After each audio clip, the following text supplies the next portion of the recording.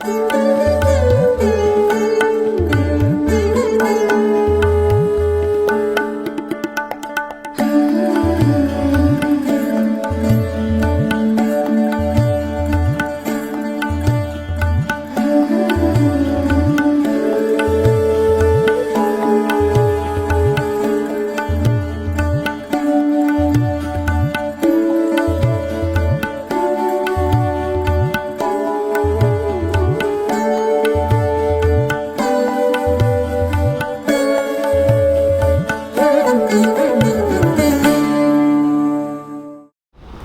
नमो भगवते वासुदेवाय. श्रोते हो, धर्म, संस्कृती आणि समाज प्रबोधन या हेतूने 1 जानेवारी 2013 साली नित्यानंद भवन हिंगणे खुर्द पुणे येथे भागवत विद्यापीठाची स्थापना झाली. आज भागवत विद्यापीठाच्या स्थापनेला 12 वर्ष पूर्ण झाली. भागवत विद्यापीठ चालवणारे माझे पती श्री पद्माकर कुलकर्णी कुंडीकर महाराज यांनी 75व्या वर्षात पदार्पण केले आहे. त्यांनी आपल्या आयुष्याचा फार मोठा काळ अध्यात्मसेवेत घालवला आहे. त्यांचं हे अमृत महोत्सवाचं वर्ष आणि भागवत विद्यापीठाचा तपपूर्ती सोहळा खरोखर हा दुग्धशर्करा योगच म्हणावा लागेल. या निमित्ताने गुरुजींच्या कार्याची मुलाखत भागवत विद्यापीठाच्या संस्थाचालिका रोहिणी सहस्रबुद्धे, ज्या शीघ्र कवयित्री असून उत्तम साहित्यिक पण आहेत, आणि त्यांच्यासोबतच शोभना गीते, ज्यांनी अध्यात्म क्षेत्रात अत्युच्च पायरी गाठलेली आहे आणि त्या स्वतः भागवत प्रेमी आहेत, या दोघी महाराजांची मुलाखत घेतली. नमस्कार, मी रोहिणी सहस्रबुद्धे. मी शोभना गीते. महाराज, तुम्ही आता राहायला पुण्यात आहात, पण यापूर्वी तुम्ही कुठं राहत होता? तुमचं शिक्षण कुठं झालं, बालपण कुठं झालं ते सांगा. अच्छा, माझा जन्म 1 जानेवारी 1951ला परभणी जिल्ह्यातील कुंडी या नावाच्या एका खेड्यामध्ये झाला आणि बालपणापासून माझं शिक्षण त्या खेड्यामध्येच झालं. त्यानंतर हायस्कूलचं शिक्षण माझं नूतन विद्यालय सेलू येथे पूर्ण झालं. घरची परिस्थिती सामान्य असल्यामुळे मला वयाच्या 18व्या वर्षी शिक्षकाची नोकरी करावी लागली. शिक्षकाची नोकरी करत करत मी माझं शिक्षण पूर्ण केलं. MA BEd पर्यंत माझं पूर्ण शिक्षण झालेलं आहे आणि 2008ला मी मराठवाडा हायस्कूल परभणी येथून सेवानिवृत्त झालो आणि त्यानंतर मी पुण्यातच स्थायिक झालो. तरुणपणी या क्षेत्रात येण्यापूर्वी तुम्ही काय करत होता? तरुणपणी या क्षेत्रात येण्यापूर्वी तुम्ही काय करत होता? हां, मी या आध्यात्मिक क्षेत्रात येण्यापूर्वी मी नाटकाचं मला फार छंद होता. बालनाट्य लिहित होतो, एकांकिका लिहित होतो, त्या लिहावं बसवावं. महाराष्ट्र मित्रमंडळ हैदराबाद यांनी एक एकांकिका स्पर्धा घेतली होती आणि त्या स्पर्धेमध्ये मी लिहून बसवलेल्या नाटकाचा त्यातील अभिनयाचं जे पहिलं पारितोषिक ते माझ्या पत्नीला मिळालं. त्यानंतर मी पत्रकारिता केली, स्वतःचं दैनिक चालवलं. काही काळ मी समाजकारण केलं, राजकारण केलं. मी नगरपालिकेची निवडणूक देखील लढवली. तुम्ही एवढ्या क्षेत्रांना स्पर्श करून सुद्धा कुठल्याही क्षेत्रात न रमता कसे काय या अध्यात्माकडे कसे काय वळला? हां, माझ्या जीवनात असा एक टर्निंग पॉईंट आला की माझे सद्गुरू परमपूज्य प्रल्हाद महाराज हे साखरखेड्याचे आणि त्यांच्या पत्नी जिजीमाई, त्यांची पुण्यतिथी होती. त्यांच्या पुण्यतिथीसाठी मी, माझी पत्नी सुरेखा, माझे वडील बंधू, माझ्या वहिनी आणि सगळी मंडळी आम्ही त्या साखरखेड्याला गुरुग्रही जात असताना आमच्या जीपला फार मोठा अपघात झाला. त्या अपघातातून आम्ही वाचतो की नाही ही शक्यता फार कमी होती, परंतु योगायोगानं गुरुकृपेनं आम्ही त्यातून वाचलो. आणि त्यानंतर मग पुढे मी ठरवलं की माझं मी संपूर्ण आयुष्य या आध्यात्मिक कार्याकडेच पूर्ण लावायचं ठरवलं आणि मी आध्यात्मिक क्षेत्राकडे वळलो. तुम्ही आध्यात्मिक क्षेत्रात लिखाण केलं आहे का? हो, मी आध्यात्मिक क्षेत्रातून लिखाणही केलं, पण हे लिखाण करण्यापूर्वी मी परभणीचे रंगनाथ गुरुजी यांच्याकडे पंचदशी, पंचीकरण, विचारसागर, वृत्तीप्रभाकर या ग्रंथांचा अभ्यास केला, पुराणाचा अभ्यास केला आणि नंतर मग त्यांच्याकडनं प्रेरणा घेऊन मी 4 ओवीबद्ध ग्रंथ लिहिले. एक माझ्या सद्गुरूंचं प्रल्हाद महाराजांचं चरित्र, माझी कुलस्वामिनी रेणुका माता तिचं चरित्र, त्यानंतर जालन्याचे आनंदी स्वामी त्यांचं चरित्र आणि प्रल्हाद विजय ग्रंथ असे 4 वयोबद्ध ग्रंथ लिहिले आणि त्यानंतर 15 आध्यात्मिक पुस्तकंही माझे लिहून आणि प्रकाशितही झाली. तुम्ही कथा कीर्तनाची सुरुवात केव्हा केली? मी शाळेमध्ये नोकरी करत असतानाच मी हरिकथा करत होतो. काय झालं बघा की त्या काळामध्ये कोठेकर घराण्यामध्ये पंडित म्हणून एक फार मोठी व्यक्ती होऊन गेली. या पंडित यांनी 4 महिने चातुर्मासामध्ये त्यांच्या पंचकृषीमध्ये एकादशा सुरू केल्या होत्या. या एकादशीचं कसं असायचं की त्या एकादशीला रात्री प्रवचन, त्यानंतर हरिकीर्तन आणि हरिजागर व्हायचा. तर माझी मेवणे भगवानराव कोठेकर हे मला त्या एकादशीला नेऊन तिथं प्रवचन करायला लावायचे आणि त्यातून मला मग ज्ञानेश्वरी, गीता याच्यावरच्या प्रवचनाची आवड निर्माण झाली. त्यातून पुढे मग मी रामकथा करू लागलो, भागवत करू लागलो, देवी भागवत करू लागलो. नंतर मी शिवपुराण केलं, नर्मदा पुराणही केलं. अशा रीतीनं अध्यात्म क्षेत्रामध्ये माझी वाट होत गेली.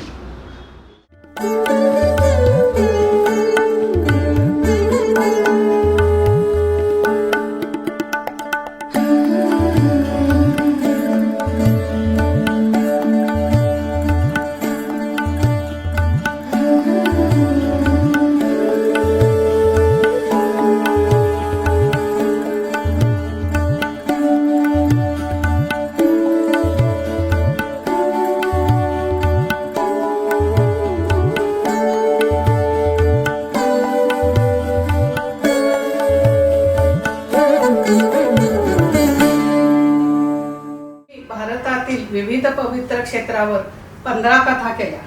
त्या कथांच्या आम्ही दोघी साक्षीदार आहोत. या कथेत तुम्हाला अनेक अनुभव आले.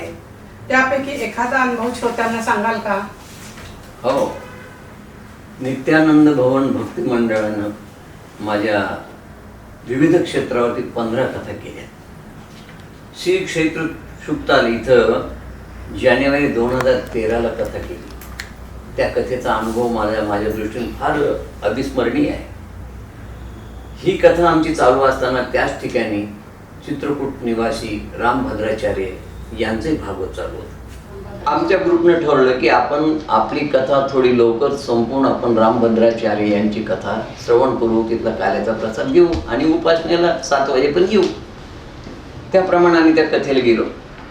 पण गंमत अशी झाली की ती कथा काही 7 वाजेपर्यंत संपण्याची चिन्ह दिसत नव्हती. मी घड्याळ दाखवून सर्वांना फोन करत होतो की अरे चला आपली उपासनेची वेळ होत आहे, पण कोणीच उठायला तयार नाही. सर्वांच्या मनात एकच इच्छा होती की तिथला काल्याचा प्रसाद घेतल्याशिवाय आपण जाऊ नये. काल्याचा प्रसाद कसा चुकवायचा, कोणीच उठत नव्हतं. शेवटी एक चमत्कार घडला. समोर आजोबा आजी बसलेले होते. त्यांच्या मांडीवरती एक 4, 4.5, 5 वर्षाचा त्यांचा नातू असावा. त्या नातवाला पूर्ण कृष्णाचा पोशाख केला होता. डोक्यावरती त्याच्या टोप होता, जिरे टोप, त्यानंतर मोरपीस होतं, हातामध्ये बासरी होती. कदाचित आजचा काल्याचं दहीहंड फोडण्यासाठी त्याला तो वेशभूषा केली असेल. आजोबा आजीच्या मांडीवर बसलेला तो बालक उठला आणि सरळ स्टेजवर गेला. रामभद्राचार्यांना काही दिसतच नव्हतं. त्यांच्या बाजूला भरलेला जो मोठा मटका होता त्या मटक्यामध्ये माखन मिसळी होती.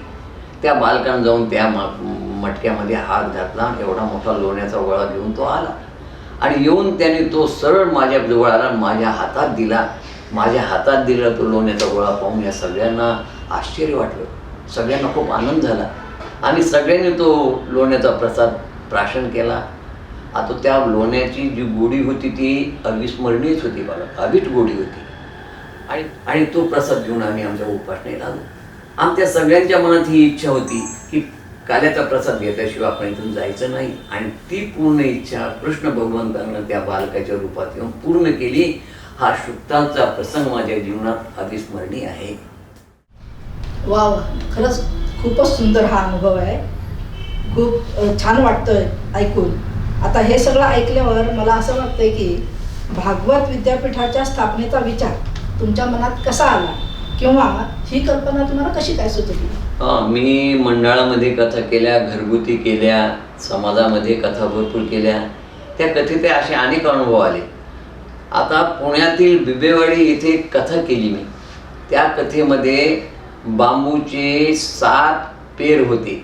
त्या बांबूला ते 7चे 7 पेर 7 दिवसामध्ये रोज एक दिवसाच्या प्रकारे 7 पेर फुटले. आता याचा अनुभव मी ज्यांच्या घरी घेतला त्या शोभना गीते आज इथं मुलाखत घ्यायला उपस्थित आहेत. हा अनुभव मी माझ्या मुखातून सांगितल्यापेक्षा आपण शोभना गीतेंच्या मुखातूनच ऐकू. हा प्रत्यक्ष घडलेला त्यांच्या घरचा अनुभव आहे. नमस्कार, मी शोभना गीते.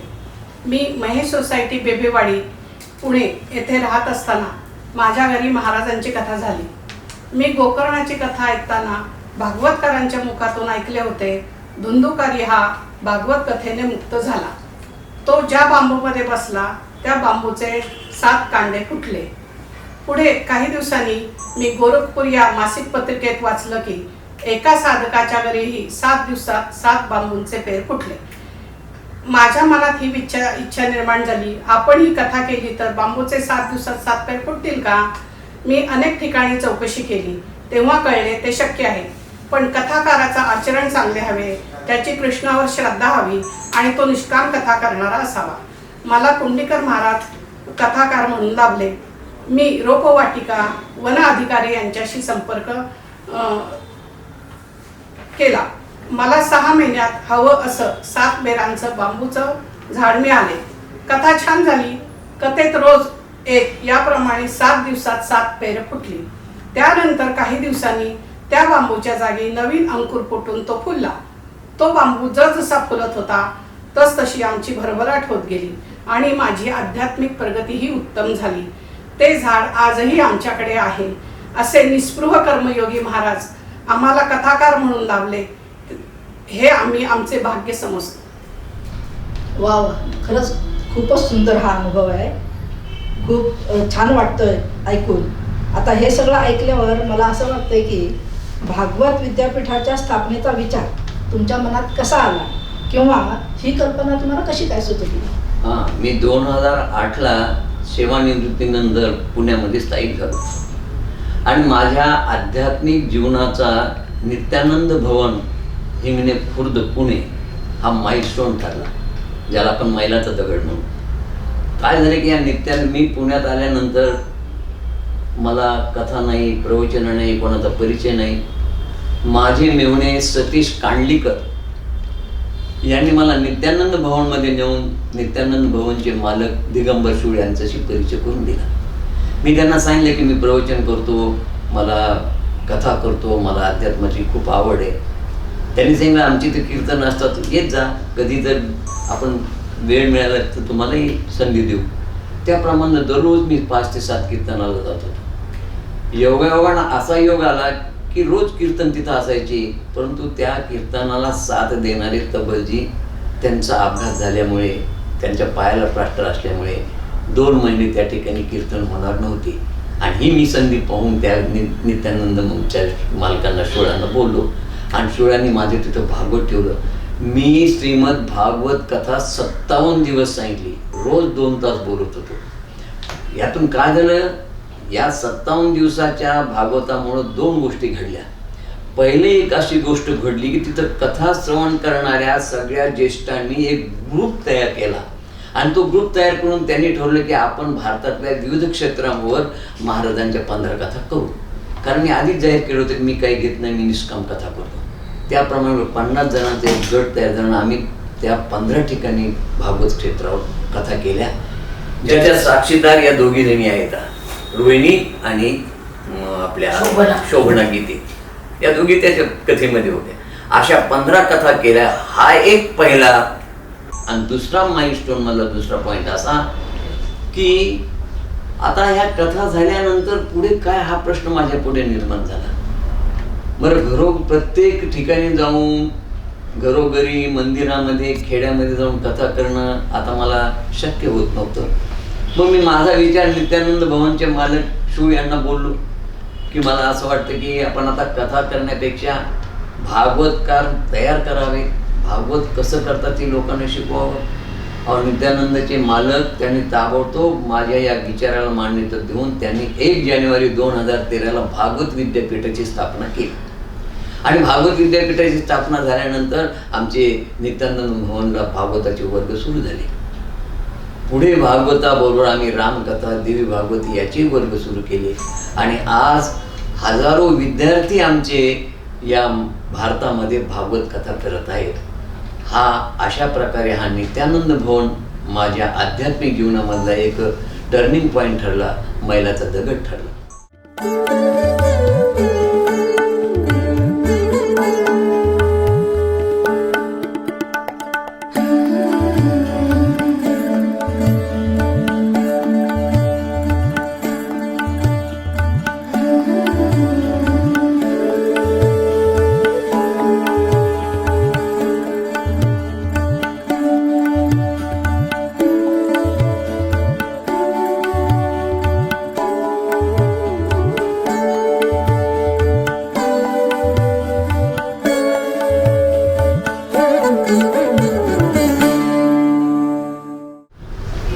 तुमच्याकडे भागवत शिकण्यासाठी पुरोहित, कीर्तनकार, कथाकार असणे साहजिकच आहे.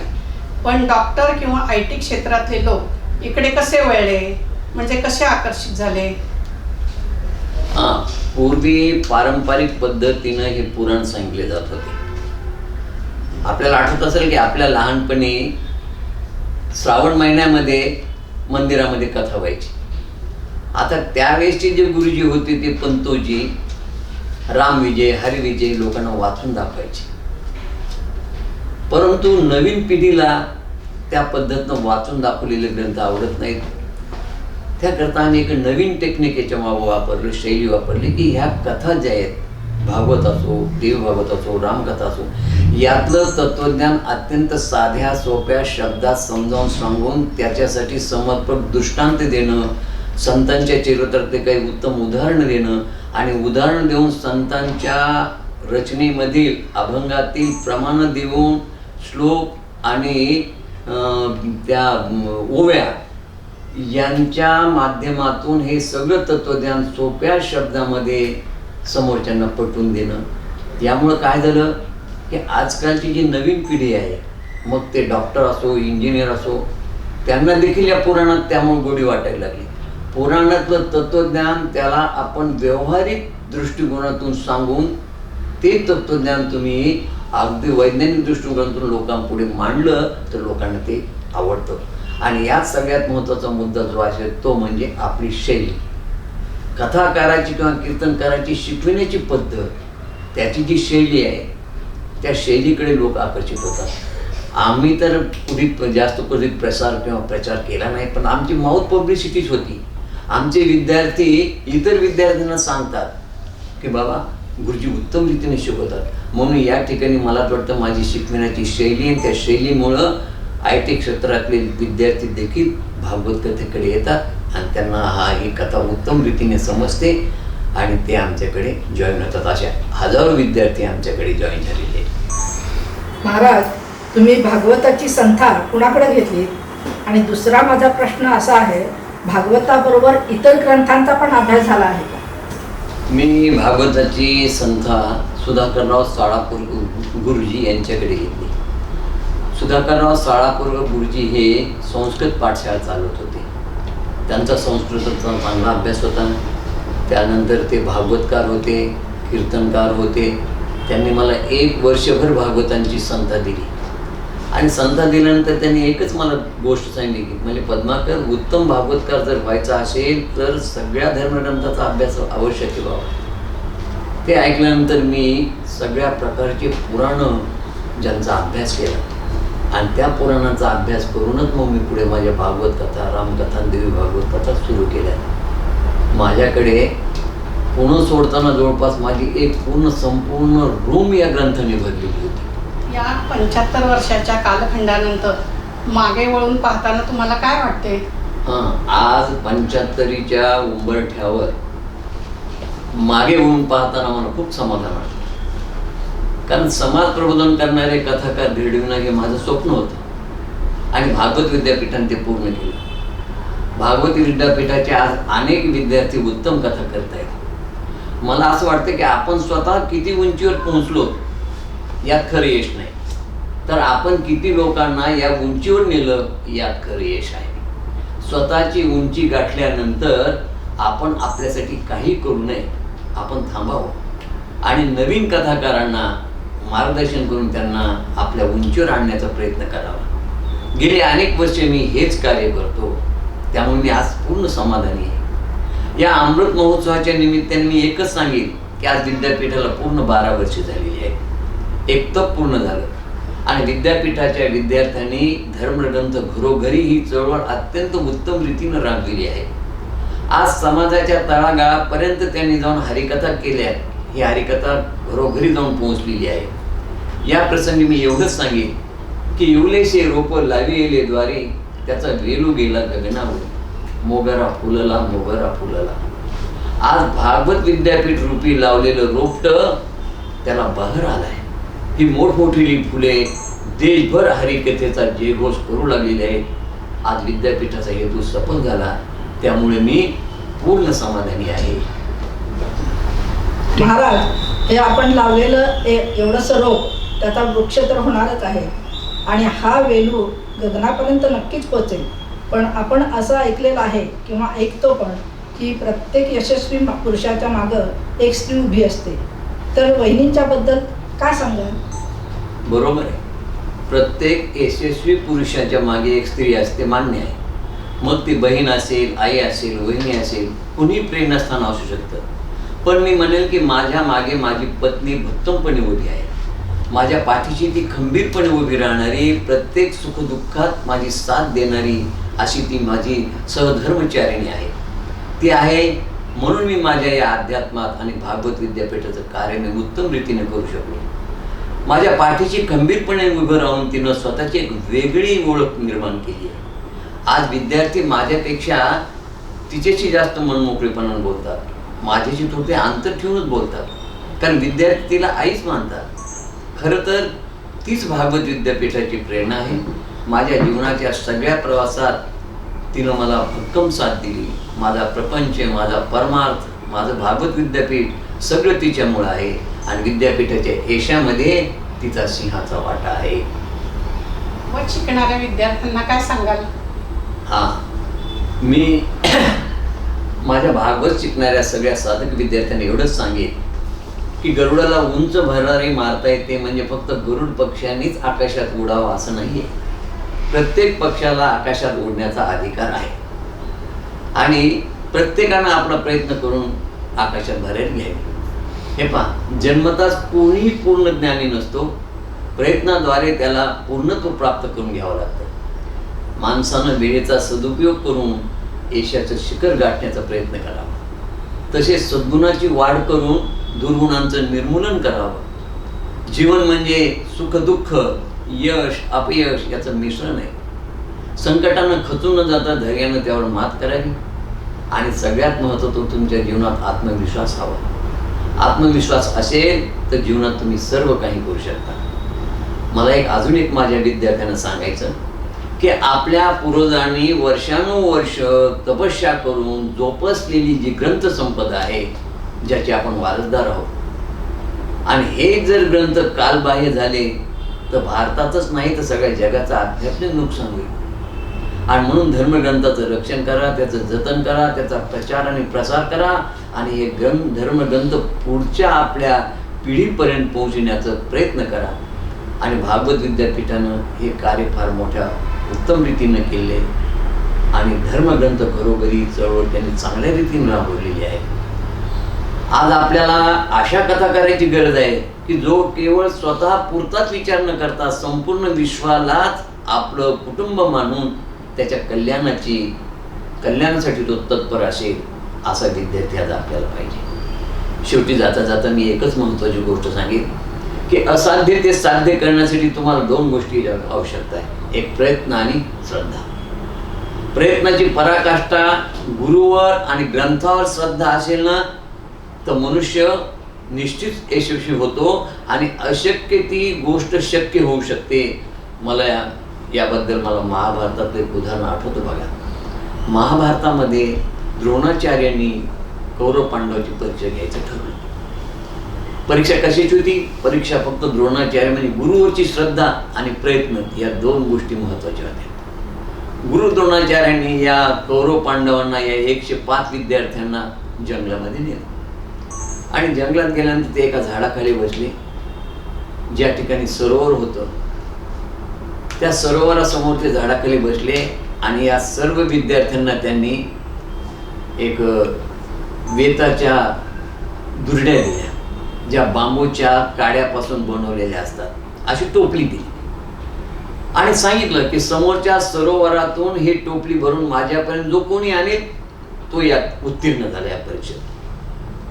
आता 105 जणांपैकी 50 जणांनी विचार केला, या बांबूच्या टोपलीमध्ये आणि ते पाणी गुरुजीपर्यंत कसं घेईल. 50 जणांचा गुरुजींच्या शब्दावर विश्वास नव्हता. त्या 50 जणांनी टोपल्या फेकून देण्यात ते निघून गेले. उरलेले 50 जण काही काळ प्रयत्न करत होते. 2, 3, 4 तास त्यांनी प्रयत्न केला, पण तेही थकले आणि त्यांनी विचार केला की नाही गाड्या दुर्डीमध्ये पाणी बसतच नाही, ते निघून गेले. गंमत अशी झाली बघा, शेवटच्या क्षणापर्यंत फक्त एकच विद्यार्थी होता, तो म्हणजे अर्जुन. अर्जुन सकाळी 9 पासून सायंकाळी 6 पर्यंत सतत ती दुर्डी त्या पाण्यामध्ये बुडवायचा, वर काढायचा, पाण्यात बुडवायचा, वर काढायचा, पाण्यात बुडवायचा, वर काढायचा. चमत्कार काय घडला माहितीये का, की सतत ती दुर्डी त्या पाण्यात बुडविल्यामुळे त्या बांबूच्या काड्या फुगल्या, एकमेकात घट्ट बसल्या आणि सायंकाळी 6 वाजता जेव्हा सूर्यास्तमाला लागला त्यावेळेस बरोबर त्या अर्जुनाची टोपली भरली आणि ती गुरु पुढे त्याने आणून दिली आणि अर्जुन त्यात उत्तम झाला, उत्तम यशस्वी झाला. इथं मला एवढंच सांगायचं तुम्हाला की प्रयत्न आणि श्रद्धा या 2 गोष्टी महत्त्वाच्या आहेत. प्रयत्नाची पराकाष्ठा केली तर त्या बांबूच्या दुर्डीमध्ये देखील पाणी भरू शकतं. तसं तुम्ही सतत प्रयत्न करा, गुरुवर श्रद्धा ठेवा आणि तुम्ही यशस्वी व्हाल. जय श्री कृष्ण. जय श्री जय जय श्री श्री कृष्ण.